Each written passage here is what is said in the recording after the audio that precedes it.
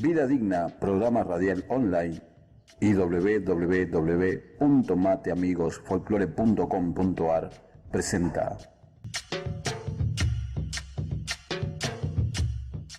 ¿Cómo se llama? La disciplina que tienen ustedes, ¿es algo que ustedes forman o es algo que está hecha? Porque tengo entendido que, por ejemplo, muchas personas que hacen esto del karate, que hacen el tema de las artes marciales, suelen mezclar disciplinas para obtener la suya propia. En el caso tuyo, ¿hay algo de esto o es una disciplina ya formada? Claro, sí, digamos, es una disciplina formada, aunque filosóficamente, si entramos un poco en profundidad más filosófica, cada uno hace la suya, ¿no? Finalmente, cada uno hace su propia disciplina al fin del camino. Pero ¿escucha un ruido de fondo, puede ser? Sí.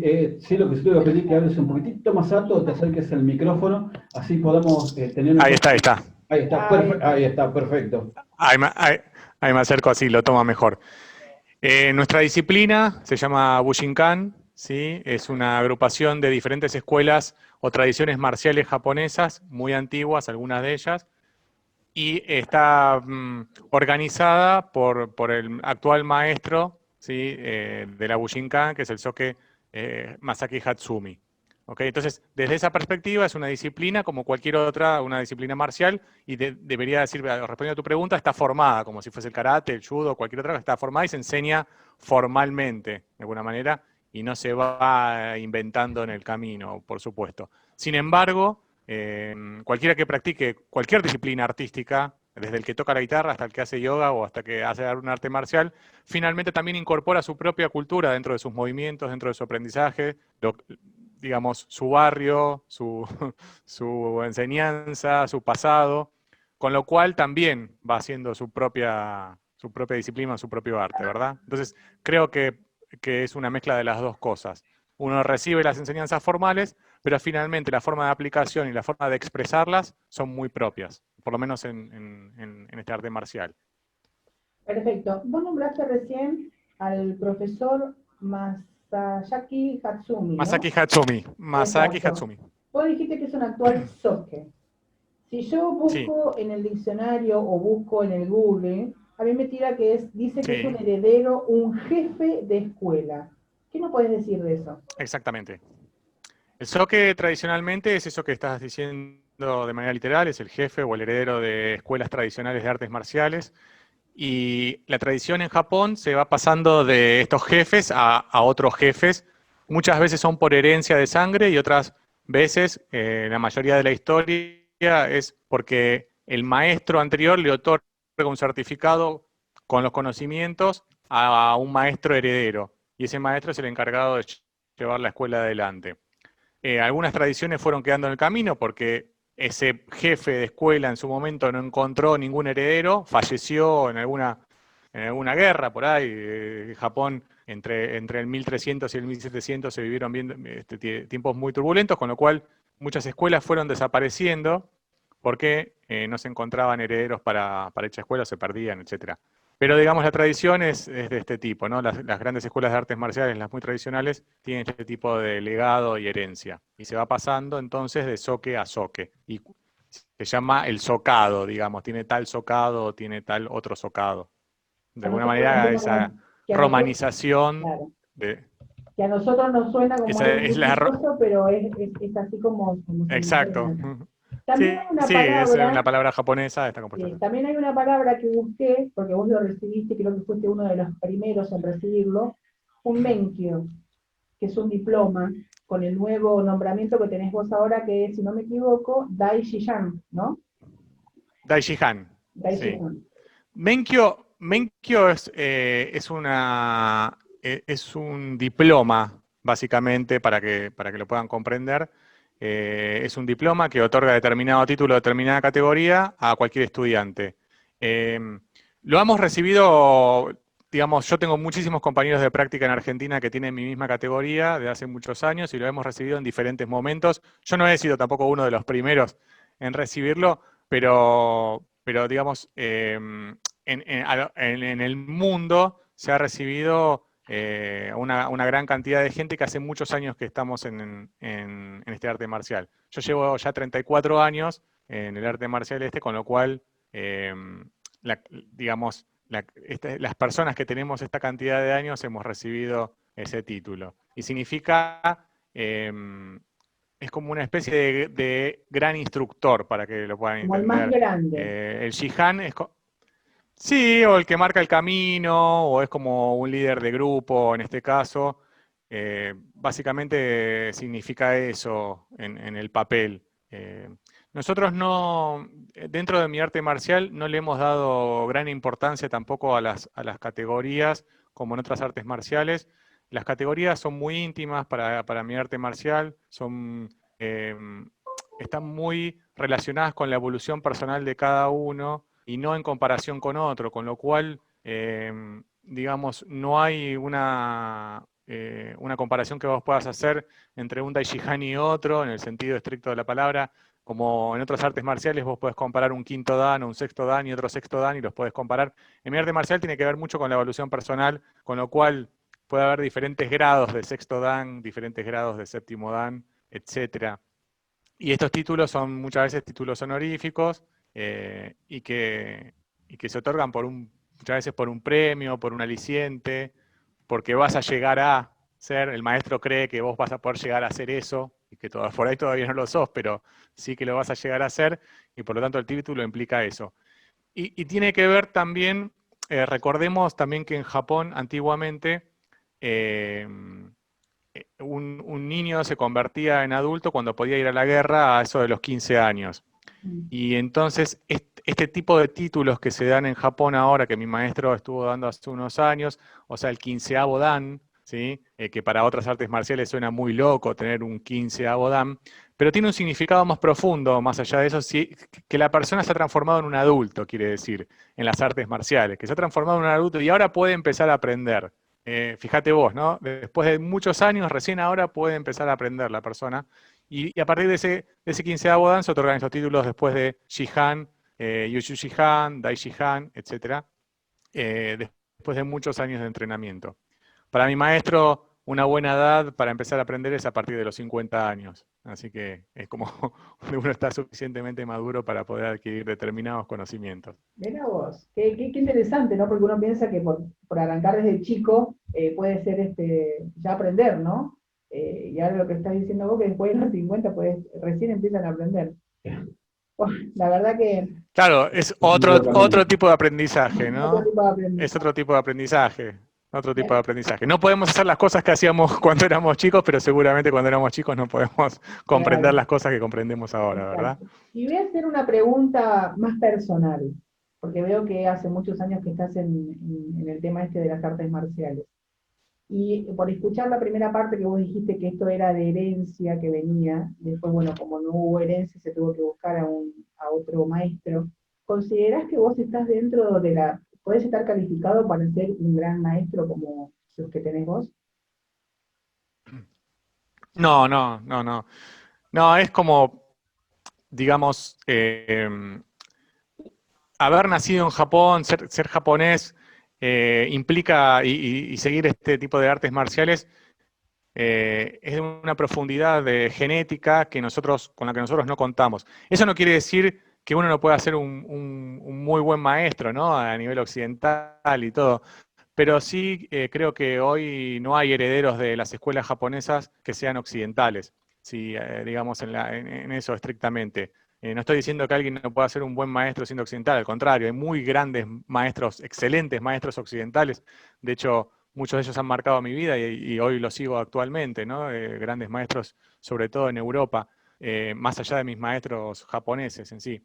Pero no al nivel de ser un heredero de las tradiciones marciales japonesas. Esto es como si quisieras para que lo entendamos nosotros, es como si tuviésemos escuelas de tango y tengamos herederos de tango, ¿no? De esas escuelas, y uno está embebido en el espíritu desde chiquito del tango, de lo que le fueron marcando, o el folclore, y venga un extranjero y en 20 años que ha estudiado yendo y viniendo, uno le otorgara el gran título de ser el heredero de esa tradición de folclore. Sería muy complejo, ¿verdad? Porque... Sí. Bueno, pero no perdemos la esperanza necesita toda de esa llegar ahí. cultura, ese bagaje. Y mira, así Claro, pero digamos, como anécdota, una rápida. cosa es el aprendizaje. Sí, decime. Sí, decía como anécdota rápida, en Italia era constantemente que el papado era, bueno, era solamente italiano hasta que se empezó a abrir. Ahora tenemos un poco argentino. ¿Quién diría? ¿Quién no? Esperemos todavía. A veces, eso es cierto, pero ahí en ese caso la religión es más universal. eh, y fue al revés. En realidad Roma se había apropiado más de la religión que es al revés. En este caso, digamos, nosotros, si tuviésemos que heredar el tango o el folclore a alguien, debería ser alguien que comprenda esa tradición, y esa tradición no se comprende solamente con el estudio, sino con el compartir de las costumbres, con haber nacido en determinado lugar, con tener la experiencia del lenguaje nato y nativo, digamos, con una serie de cosas que no se pueden enseñar. Y bueno, de hecho, justamente, nosotros tenemos una palabra para determinar la misma palabra que tenemos nosotros para folclore, que se llama Kuden, que es la transmisión que es oral. Dentro de todas nuestras enseñanzas existe lo que se llama Yoden, que es la transmisión escrita. Quiere decir, bueno, la técnica se hace de esta manera, usted avance un paso, tire un puño para adelante, etcétera, ¿no? Como alguien podría determinar un determinado baile, vamos a decir en ese caso. Pero luego está el Kuden, que es el folclore, o sea, la transmisión oral de esa técnica. ¿Qué quiere decir? ¿Qué implica? ¿Por qué se creó? Las picardías que uno le puede enseñar en ese movimiento, digamos, que seguro se puede transmitir de maestro a alumno de manera oral. Y luego, de eso, más allá, está el Shinden, que es la transmisión de corazón a corazón, que no se puede transmitir ni escrito ni de manera oral. Solo se puede transmitir en una relación de maestro-alumno, ¿sí? Donde se transmite de corazón a corazón, por ósmosis, digamos, ¿no? De alguna manera, si lo quisiéramos entender. Digamos, es la esencia, que es muy difícil. Yo me acuerdo que en una época donde fui a aprender tango, la primera vez que me agarró el maestro de tango, lo único que pudo hacer conmigo es darme un cassette en esa época para que yo me vaya y me rompa la cabeza escuchando el ritmo del tango, porque desde ahí me faltaba, ni siquiera podía caminar. Luego, una vez que yo me pasé como 4 meses escuchando el cassette hasta que me entró la música, volví, ¿no? Después ya más o menos que aprendí a caminar, y a las pocas clases, como yo no la captaba, me llevó a una pulpería. En una tanguería. Y ahí yo entendí un montón de cosas que no hubiese podido entender nunca con solamente las clases teóricas de baile que él me enseñaba. Entonces yo muchas veces comparo eso también. Nuestro arte marcial es un arte marcial vivencial. Se tiene que experimentar, y esa experimentación no solo tiene que ver con la enseñanza escrita, no solo tiene que ver con la enseñanza oral, sino tiene que ver con la experiencia y la enseñanza de corazón a corazón. Bueno, eso en la parte que yo leí de tu blog, vos lo pusiste, que decía el arte no puede ser transmitido a través de videos o libros, debe ser experimentado Por supuesto, y vivido. ¿no? Exactamente. Así que bueno, Alan, porque veo que está ahí. No se te escucha, Alan. Alan. No se escucha. Bueno, voy a seguir, entonces le voy a preguntar algo más a Maxi, que busqué 2 palabras, de las cuales una, que es Budo, que no sé si se pronuncia así, decía que es el arte del guerrero. Y me quedó una que es el Tai Shuk Te. ¿Qué es eso? A ver si me podés explicar. Budo es lo que es el arte marcial, ¿sí? Compuesto de los caracteres de japoneses Bu de guerra, Do de camino, es el camino marcial. Eso es el Budo, que hoy naturalmente en Japón podemos decir que es un arte marcial, es el Budo. Cuando hablamos de nuestro arte marcial decimos nuestro Budo, nuestro arte marcial. Taijutsu es el movimiento del cuerpo, los métodos suaves de mover el cuerpo. Cualquier arte marcial implica que uno tenga que aprender movimientos, coordinar, etcétera, movimientos corporales.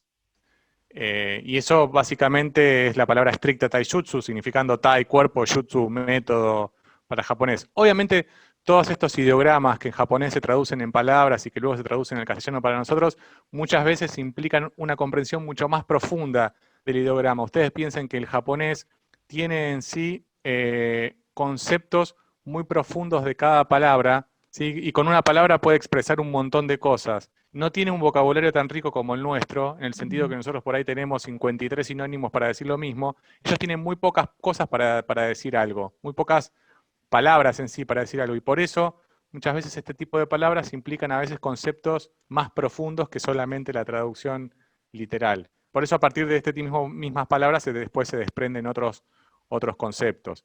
Eh, por lo tanto, bueno, Budo en sí solo es arte marcial, pero implica también atrás un legado, ¿no? Una historia que recorre cada una de las artes marciales de Japón.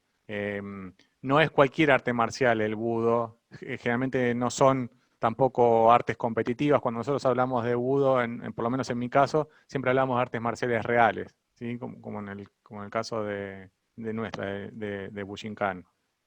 Claro. Ariel, vos tenés también una escuela, ¿qué tal? También tenés una escuela, también sos profesor también, y seguro que debes pasar las mismas vivencias que tiene él, seguro. ¿En qué nivel, qué cinturón?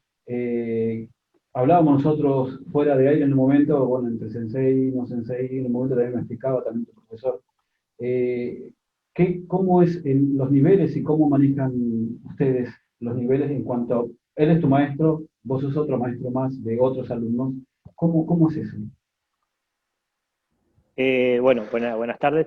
El tema de las categorías, como lo dijo mi maestro Maxi, depende del alumno, de la perseverancia. El maestro ve ese momento. Es difícil la evaluación del alumno porque lo tenés que vivir. Es, como decía, transmitir de corazón a corazón, y esa conexión se va dando entrenamiento en entrenamiento, mensaje a mensaje. Como vos llegás a tener una afinidad con tu alumno. Y a veces, a ver, no es que se regale una categoría, pero va evolucionando. A veces el maestro le da, por decir una categoría, para decir, lo estimulamos un poquito más, esperamos un poquito más. Es muy bueno poder tener una afinidad muy afín con tu alumno. Y eso se hace nada más en el dojo, por ahí con algún mensaje, a veces incluso las cenas de fin de año. Yo incluso con mi maestro, con Maxi, por mensaje, cuando estamos en el dojo, en algún viaje a Japón, esas vivencias, y con mis alumnos también, a veces en el dojo, en algún entrenamiento, en alguna cena de fin de año con mi propio grupo. En realidad somos uno solo, Bushinkan es todo mismo dojo, pero después cada uno tiene como si fuera su líder, en su dojo, pero a la vez siempre hay uno más arriba, como en mi caso, que Maxi es mi profesor y mi maestro, y yo en este momento soy 14º Dan y sigo trabajando para seguir creciendo y confiando en mi maestro, en lo que me guía y cómo me lleva, y bueno, él decide cuándo yo subo, cuándo me quedo en el lugar, y lo mismo va hacia abajo, ¿no? Hacia mis alumnos. Pero las categorías eh, es muy importante la conexión entre tus alumnos, la conexión y poder tener un fin con ellos también, que se va dando con el tiempo se va dando con los seminarios, con todo. Una última pregunta de mi parte. Sí, y déjame Sí, dime. Déjame complementar Sí, lo que ahí. dijo Ariel. Obviamente hay programas de exámenes y eso para las categorías más iniciales hasta llegar a cinturón negro, porque bueno, es lo más natural y la gente tiene la percepción de ir avanzando con ese criterio.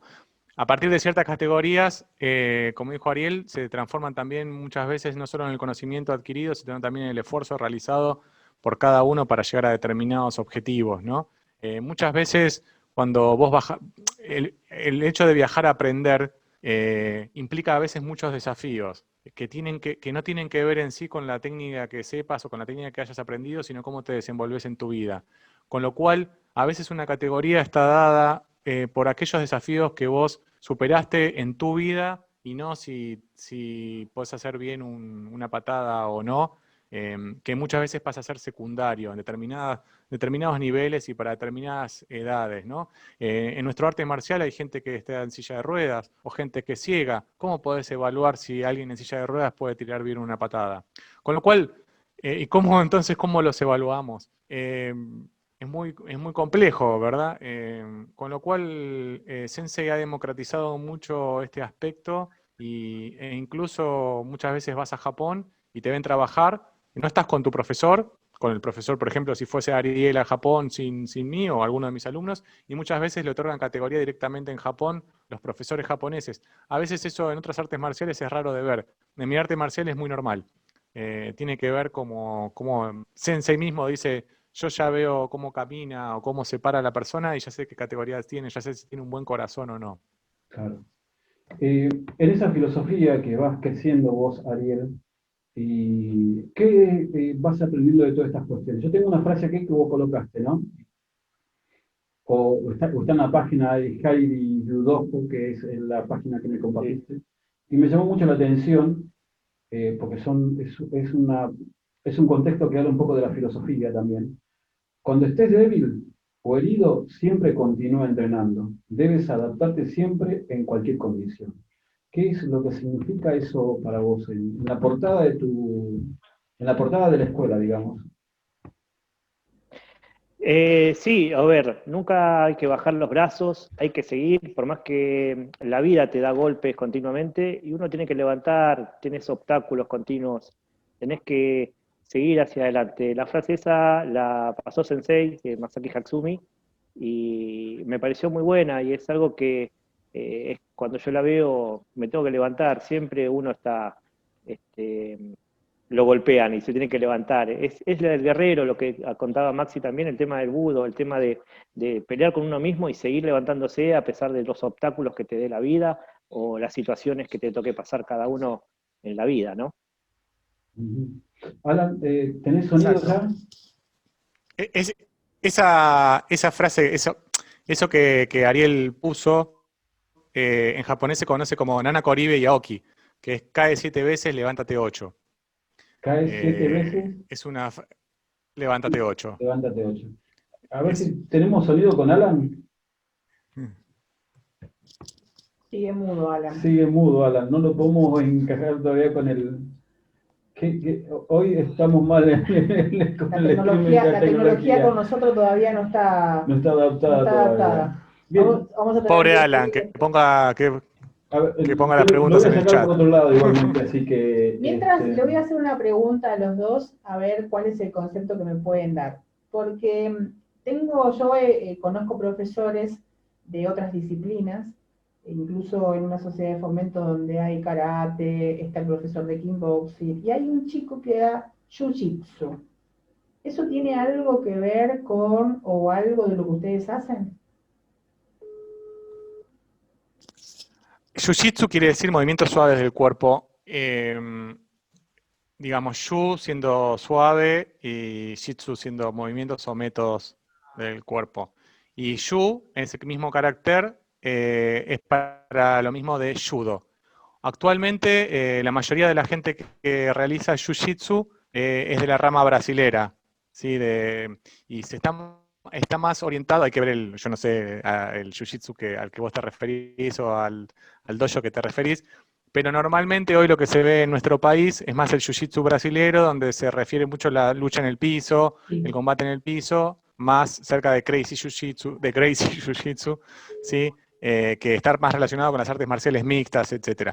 El jiu-jitsu antiguamente, ¿sí? Está más relacionado, como se practicaba en Japón, antes incluso de la fundación de judo de Jigoro Kano, tiene que ver más con una de las escuelas que practicamos nosotros y otras relacionadas que se llama Takagi Shinryu, y viene más antiguamente, o mismo en ese tipo de creación, de las artes marciales que estudiaban aquellos guardaespaldas para ser aplicadas dentro de los castillos. Y por eso, si te das cuenta, está muy relacionado, fíjate que estamos hablando en Japón entre 1300 y 1600 y algo, se llama el periodo de los estados combatientes, donde Japón tenía guerras por todos lados, ¿no? Feudos en todo Japón y todos se peleaban con todos, era una constante guerra entre los diferentes clanes. Y esto obviamente llevaba armas y todo, pero dentro de los castillos no se podía usar armas. Entonces hay un arte marcial que se ocupa de esto, ¿no? De luchar sin armas dentro de los castillos en espacios reducidos, y de ahí nace todo este tipo de técnicas con llaves, con estrangulaciones, con palancas, y con tratar de llevar y retener al oponente en el piso. Y de ahí nace este tipo de formas de combate, luego popularizadas como el Jiu-Jitsu, más tarde fundada por Jigoro Kano como Judo, ¿sí? Ese estilo. Pero el estilo original es muy completo, muy lindo, muy amplio. Incluye también algunas defensas entre armas cortas y eso. Es muy interesante. Bueno, yo te preguntaba porque yo hace unos años quise experimentar esto del Jiu-Jitsu y fui a ver una clase de un profesor acá en la zona de Pilar y lo veía muy chiquitito, ¿viste? Petizo, medio gordito. Y le digo a mi hermana, ¿y este es el que nos va a instruir a nosotras? Y vos sabés que él me escuchó, vos no sabés el baile que me pegó. Y en el momento que me fui me dijo, vas a ser buena, pero nunca subestimes a tu oponente. Te puedo asegurar que no me lo olvidé nunca más en la vida, pero no fui más a la clase. Por las dudas, ¿viste? A ver, Alan, ¿tenemos o no tenemos sonido ahí, Alan? ¿Se me escucha o no? Ahora Nada. sí. Por Sí, fin. ahora sí. Ah, sí, por Dios. Quería Nada, preguntar. quería preguntar. Uy, se nos fue. Se nos fue de No vuelta. sé. Ay, Hola, Ahí Hola, está, sí. Ahí está, ahí está. ahí está. Hola, Que le quería preguntar a los dos respecto de lo que decía Gladys, ¿no? De la frase que está en la página, este arte no puede ser transmitido a través de videos o libros, sino que debe ser experimentado y vivido a través de un maestro. En cómo se hizo con los alumnos en esta situación de pandemia, en mantenerlos motivados y con perseverancia, ¿no?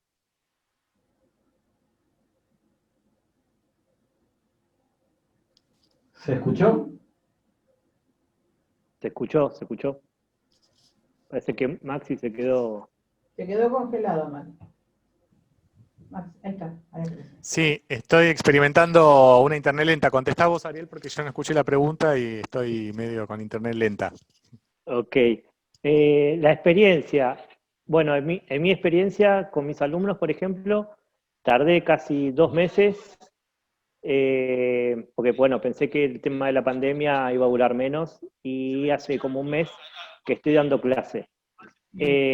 Para incentivar a los chicos, igual los incentivaba diciéndole los nombres de las formas, de las que tenemos escrito las formas básicas, ¿no?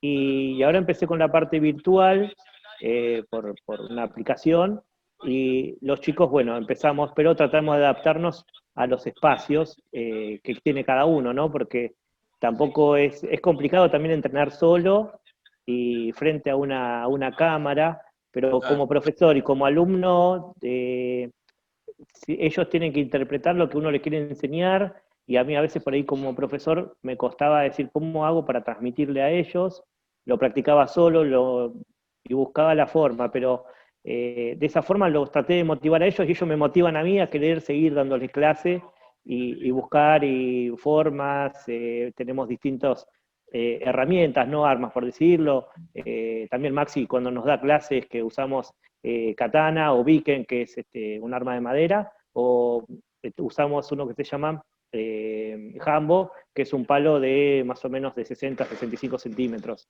Que también usamos formas y movimientos básicos, al menos lo que yo enseño. Maxi ya enseña un nivel más alto, otro tipo de técnicas más no avanzadas, sino con otra característica, con otro método de enseñanza que también está un poco más, con más experiencia, ¿no? Claro. Bueno, pero ahí te das cuenta que lo que hablábamos al principio con respecto al tema de lo que es aprender, porque acá tenemos todos que aprender de alguna manera. Ustedes quizás su profesión ya la tenían como armada y hoy nos tocó vivir algo que no lo pensábamos y tuvimos que aprender un montón de cosas, inclusive hasta pararnos frente a una cámara y hablar a la cámara, porque no lo hacíamos normalmente. Entonces, eso también es bueno y me gustó lo que dijiste, que preparabas la clase, que te mirabas a ver si salía o no salía, porque también el cuerpo transmite lo que uno quiere decir y muchas veces uno no lo toma en cuenta. Habla y habla y habla y hasta los movimientos relacionan con el estado de ánimo que uno tiene. Así que la verdad que te felicito por las palabras que dijiste porque es real. Todos nos tuvimos que reamoldar a una situación y aprender inclusive del otro que estaba del otro lado para poder saber si le llegábamos realmente o no con lo que queríamos explicar. Así que bárbaro, genial. De mi parte, yo también les agradezco la entrevista a los ambos. La verdad que una entrevista nutritiva con nosotros. Todas las entrevistas son nutritivas. en distintos puntos y en distintos ámbitos, todas son nutritivas para nosotros, porque bueno, y también seguro para la gente que los está escuchando, nosotros después esto lo vamos a subir a las redes, que la gente que después nos va a ver también va a ser nutritiva para ellos. Les agradezco la entrevista, les agradezco su tiempo, les agradezco por haber estado ahí y compartido junto con nosotros estos momentos de sabiduría, porque justamente tiene que ver con esto, ¿no? El arte marcial lleva una sabiduría ancestral y de mucho tiempo. Les agradezco un montón. Maxi y Ariel les agradezco un montón. Yo, antes de que nos vayamos, le quiero preguntar a Maxi, si ahora que la gente nos está escuchando, son muchos seguramente, y estarán preguntándose si hay alguna edad límite para poder aprender esta arte marcial. No, imagínate, mi maestro tiene 88 años.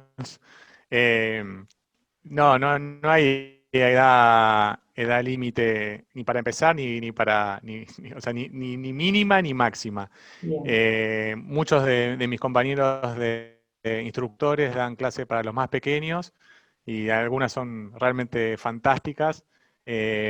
Y luego para empezar hay gente que empieza cuando tiene 50, 55 años, y no hay problema porque la persona se va ahí ya empieza, ya es bueno, ya viene siendo, Ya sabemos, ya bueno. aprendemos ahí. La persona se adapta, digamos, se va adaptando a alguno, y digamos, y el arte marcial también se va adaptando a la persona, porque la filosofía de la Bujinkan en sí es que ser un artista marcial completo significa ser una persona también útil a la sociedad. No tiene que ver con la cantidad de golpes que sepas, sino con la cantidad de patadas que sepas, sino tiene que ver desde el punto de vista de que vos puedas protegerte a vos y proteger a otros. Y para eso no se necesita tampoco saber demasiadas técnicas, sino tener el espíritu y la voluntad de poder hacerlo también. Y tiene que ver más con eso, más con ese tipo de disciplina.